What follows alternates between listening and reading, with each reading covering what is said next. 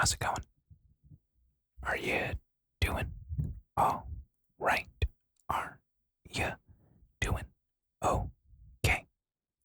Well, if not, I hope this video helps. Before we get started, if you would like to subscribe, I would ask of you to please go check out my channel first and see if this is the type of ASMR for you. And if you do like it, click subscribe, put that notification on, and I'm glad you're here.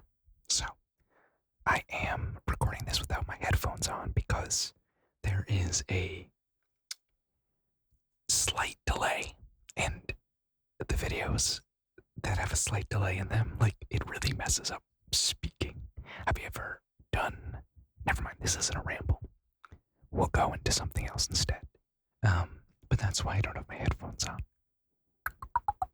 So, today, I wanted to just make sure you're doing alright and make sure you're doing okay. The world seems to just keep going in a weird direction. The old adage is, it'll always get worse before it gets better. But it always gets better. Always. Things change, times change, and hard times lead to good times. And I know we've all had hard times these past few years and hard times right now. So, hopefully this video can help you just reach a happier state of mind and a calm, peaceful state of mind. We're going to just get rid of some of that negative energy you may have been holding on to.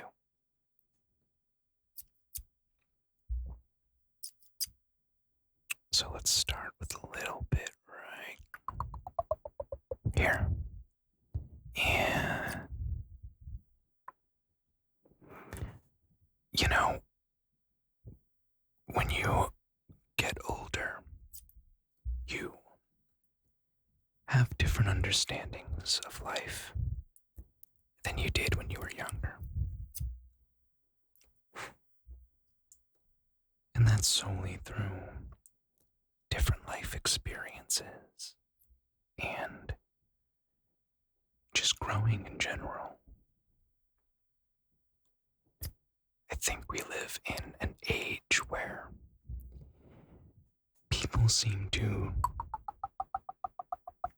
double down on things instead of learning from mistakes and changing, which I personally never understood. You know, I am not the person who I was even a month ago. And I'm definitely not the same person who I was when, I started this channel. And I would never go back. Life is about learning and changing who you are based off of, new loves, new interests, new understandings of old beliefs, or new understandings of new beliefs.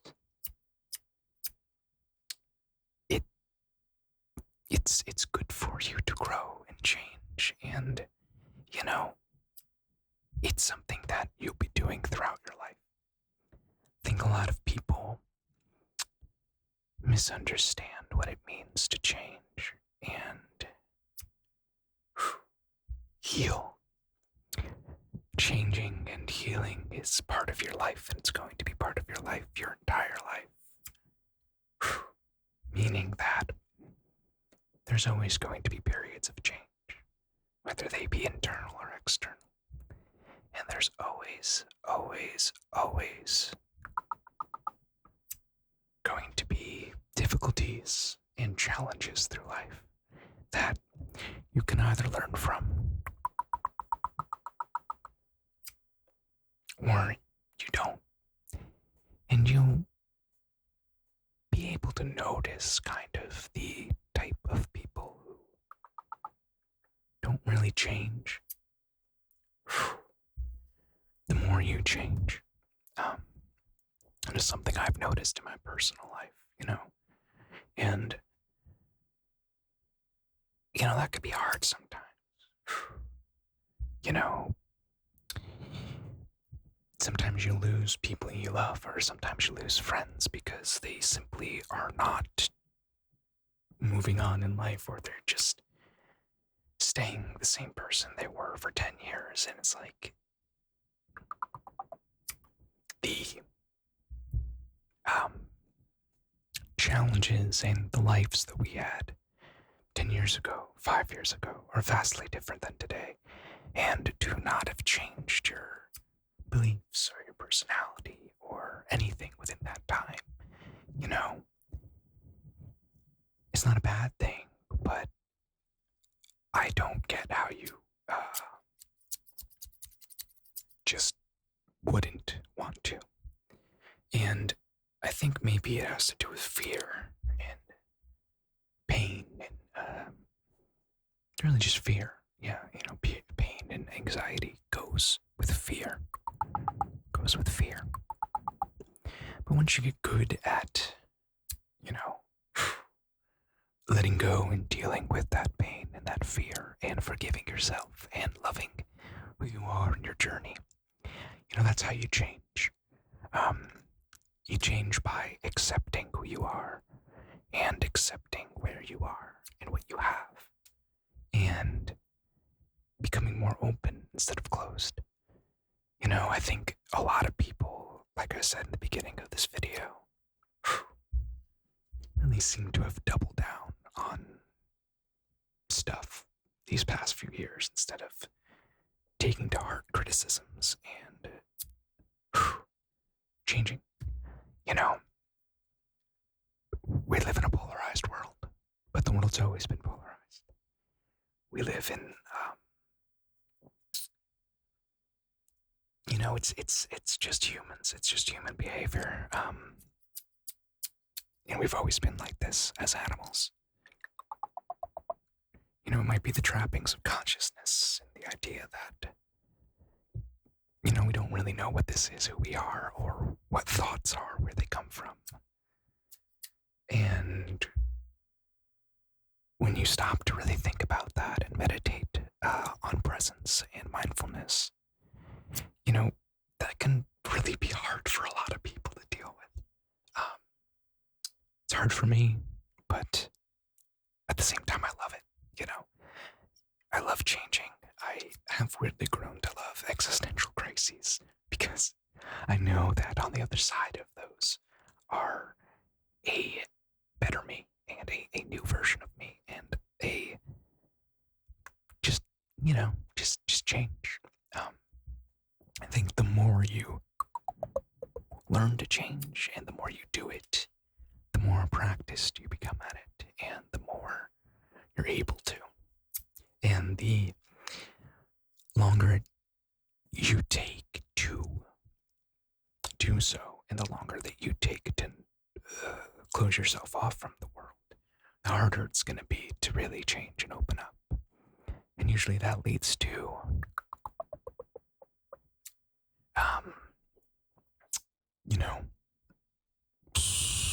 really putting all of your emotions deep down and hiding them, which isn't healthy and that's not good. And I could tell by all of these negative strings that I'm really pulling that you might be doing so. And even if you don't have someone to talk to, even though I highly recommend you go to therapy or counseling, or if you have a friend who listens, or even if you have none of that, journaling and writing down your emotions and going back to them and reading them over in like a month or a week, and you'll realize that at the present moment maybe you were depressed or sad or mad, angry with the world, yourself, anything really. And when you look back on it a week later, you'll see that, oh, I'm still here. And those thoughts I was having, those emotions I was having, they're no longer there. And you can let them go. Like all of these little strings that we are taking off of you. Life is hard. Existence is pain and suffering and beauty and laughter and love and anxiety. It's part of the human experience, all of this. And as awful as some humans can be, as evil as some humans can be, others can be beautiful and loving and sincere and enlightened. And, if you feel like you aren't around those types of people and you're more so around the latter, as hard as it may be, you might need to find a new tribe, a new group, a new association, pact of people to, you gotta find your people. You gotta find those friends that are really not negative people. And, if you don't want to do something, or if you want to just chill for a night instead of going out, you gotta find those people that are like you and are more positive entities to be around. Because, to me, the idea of an energy vampire, which is really just a negative person and a person with their own problems and their own pain that they have not dealt with, which is then externalized and projected onto other people. I've had to cut a lot of people like that out of my life, and as hard as it was at the time, as painful as it was, you have to think of yourself sometimes, and sometimes there's certain people in life that really aren't good for you and not healthy for you. And that could be really, really difficult, because these people could have been very close friends. They could be family members. And it's not an easy thing to do. It's not an easy thing to cut toxic people out of your life, but it's an unfortunate, important step in growth. And, you'll find that if you do work on yourself and you cut those people out, the next time you see them, their negativity might not affect you as much, because you'll see that you've grown so much and they haven't. And, life's about growth, and it just makes it easier to deal with people who don't want to grow if you're learning to forgive them yourself, within yourself.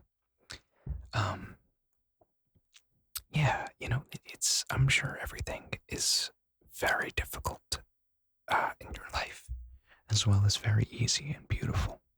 And what I'm trying to bring to you today and to help you with here is really just the mindfulness of life, and of being aware of your emotions, and to not be afraid of them, and to talk to someone, let them out, and cut off the negative people in your life that are causing you these emotions, that are causing your thoughts to go in negative ways. There we go.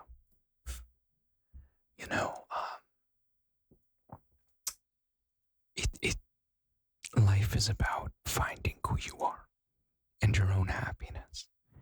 I don't remember who said it, but if you are not in control of your subconscious, someone else is. Meaning that if you are not in control of your thoughts, the likeliness is your thoughts are thinking of someone else who has wronged you, or who was annoying you at the time. And by letting those people have a place in your subconscious, you're further exemplifying your pain, and it's not a good thing, it's not a healthy thing. So what can you do? Well, you can watch my videos to help you with anxiety and depression and mindfulness. And you can also learn to meditate. You could practice a mantra. You can pray if you are religious. You know,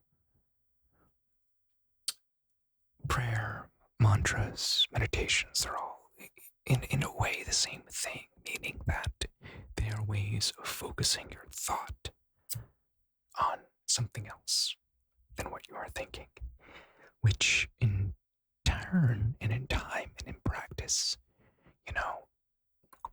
you can get really good at. And you don't have to do it for an hour. You don't even have to do it for 30 minutes. A prayer can be a very quick thing. A mantra can be a very quick thing, both of which you can just say while you're walking in your head. A meditation can be as small as a 5-minute meditation or a 10-minute meditation, even a minute break from work, just watching your breath rise and fall,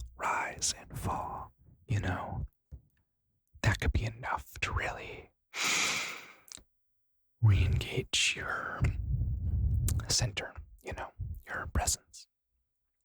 So, I hope that